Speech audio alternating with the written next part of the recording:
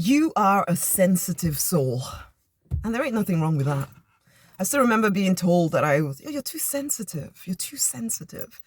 And I felt that that was a bad thing, that I needed to be harder somehow and just not feel anything. Hey, I'm Rosemary Nonny. I am the money minister. I work with action-oriented spiritual people, supporting them to create six-figure incomes in their true design. Okay, I believe we're all meant to thrive and prosper, to live free, fulfilled, financially abundant, love-drenched lives. But sometimes the pain, the suffering that we've been through, that we sometimes do not acknowledge, prevent us from moving forward. That pain, that suffering may not seem real almost.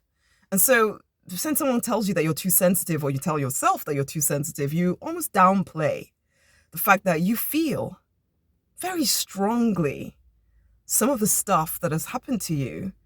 You've buried deep in your soul because it almost felt like you were not supposed to acknowledge it, that it was weak of you to acknowledge it, but it's still there. It's still there, holding you apart from the things that you actually desire. You're not someone to lie down and die. I know. You are powerful. You keep showing up, but you know you're not happy. You have disregarded your pain because the people around you disregarded it. They made you feel as though your pain, your suffering, was not valid. You have even considered death at times. But again, you're that strong person. You would never do that. Not really. Because you feel that there are people around you that need you. And you're willing to give and give and give of yourself to them, even though you do not give and give and give to yourself.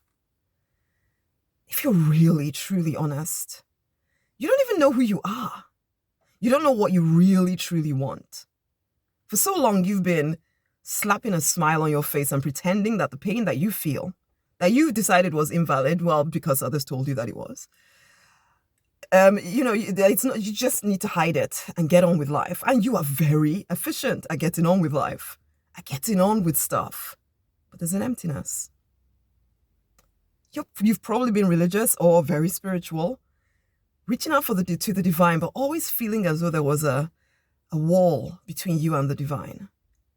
As if there was something that blocked you from receiving the promises, receiving the gifts of that spiritual connection. It always seemed easier for other people than it was for you. And it probably has been. Why? Because you have stuff to deal with, okay? Which is not to say that we're going to stop taking any action whatsoever in the direction of the things that we want in order to just heal, and heal. But I do want you to acknowledge your pain, because it isn't going away. It's just sitting there, seething, simmering, eating at you, eating at your energy, which is why you feel quite drained and tired a lot of the time. And there's that low-level sadness all of the time, all hidden, because you are that capable, altogether person that is not supposed to feel very much. Honey, your suffering was valid. Your pain is valid. You may not even know how to access it anymore. You just know it's kind of there, always in the background. You've learned, I don't know, you have a very vivid imagination. You can almost automatically go off and start imagining other people's lives and other people's things. And sometimes that can be quite a good thing, because it can be your intuition trying to speaking to you. If you're into Christianity and such, you might have words of knowledge as a result of that ability to just kind of leave your brain and see very vivid pictures of what is happening with somebody else and all of that stuff.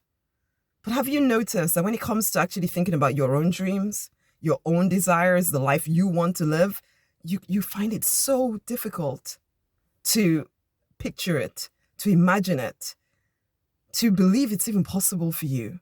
You don't always use those exact words. You just, in fact, until you get aware of it, maybe now that I tell you, you realize, actually, yes, I can imagine everybody else's story. You can see these vivid pictures of everyone else, but you can't do it for yourself.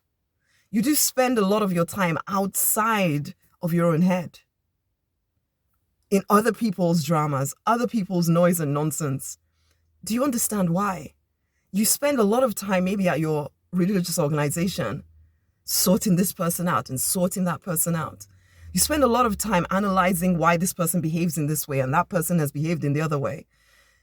And yes, you are equally analytical about yourself, but still you don't really know yourself because you analyze the surface kind of, but when it gets too painful, you're almost like, oh, I have this to do and I have that to do and I just need to move on and do this and do the other.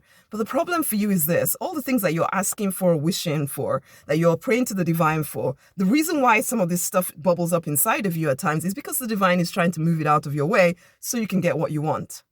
But when you just like, oh, no, I'm just going to push that back down and carry on moving in the direction that I think I need to be moving in.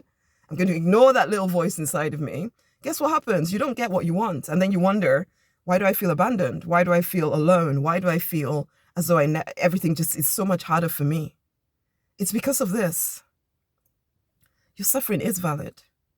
But you now, because yes, as a child, possibly, someone did say to you, your suffering isn't valid. Or someone even, because this happened to me growing up, where someone, they were trying to be nice to me, said, you know what, Rosemary, everybody really likes you. And I didn't really know why. When she said this to me, it was a compliment, yes. But from that moment on, I didn't know how to be myself anymore. It was like, what am I doing that is causing people to like me? I need to do more of that, but I don't know what it was because she didn't really tell me what it was exactly that made people like me. So, and I didn't even understand that from that moment on, I became really self-conscious, really careful about how I showed up in the world, really careful about what I said or didn't say. I lost my freedom from that crazy little compliment. And that's something like that happened to you. Either probably both. Your suffering was underplayed. They told you to not feel the way you felt. And then they also complimented you on your work ethic or your ability to keep going and blah, blah, blah, blah, blah. But they didn't really allow you just to be you.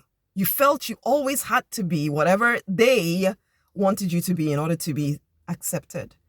But you've been doing this so long now, you don't even know you still do it. And also, as I've already said, it's keeping you from everything that you desire. I strongly urge you to come onto the deliberate millionaire path to peace, purpose, and a six-figure income. Yes, because you want a heck of a lot more money, so you're free to do more of the things that you want to do. But money is not going to solve that feeling of emptiness, that feeling of not knowing who you really truly are. You start that rediscovery of yourself now. Despite having lots of money or not having lots of money, you start that now. The peace you start building now, regardless of how much money you don't have. Because people like us, it's easy to focus on the money, thinking that once I have the money, everything will be fine.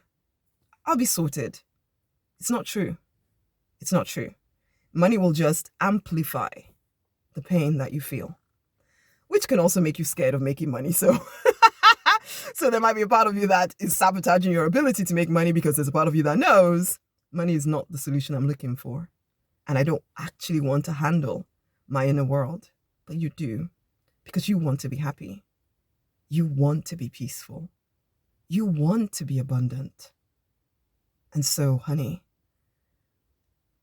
it's time to start paying attention to you more than you pay attention to everybody else. It's time to start giving your suffering and your pain a voice. It will be relieved faster if you give it a voice, rather than pretending it's not there, trying to just push your way through life. You've been pushing and pushing and pushing, and you're still not where you would like to be. It's time to do both the inner work and the outer work. We're not going to stop doing the practical stuff. We're still human beings having a divine experience. No, divine beings having a human experience, so we need to do the practical stuff as well in order to move forward. But we also need to clear out the personality craziness, all the frozen personalities that block us from our true God self. It's time to wake up and be powerful again. Okay? You've forgotten, I know, which is why you come on path. You start with the books. I'll put the link to the books around here. The six-figure income book collection, the Deliberate Millionaire six-figure income book collection. Get the books, read through the books. You'll start to feel parts of you awaken. You'll start receiving emails from me. When something truly resonates, move with it. It's time. You deserve to live an amazing, amazing life. But it will only happen if you claim it. Whether it's in your own business, whether it's not, it will only happen if you claim it. And you will find it impossible to claim whilst you're hiding from you. So get the books first, read through the books, and let's go from there. Much amazing love. Such a pleasure to do these videos with you. I look forward to doing life a bit more closely with you when you're ready. Okay? Get the books. Go and get the books now. The link will be around this video. And share this video with somebody else. Much amazing love. Bye.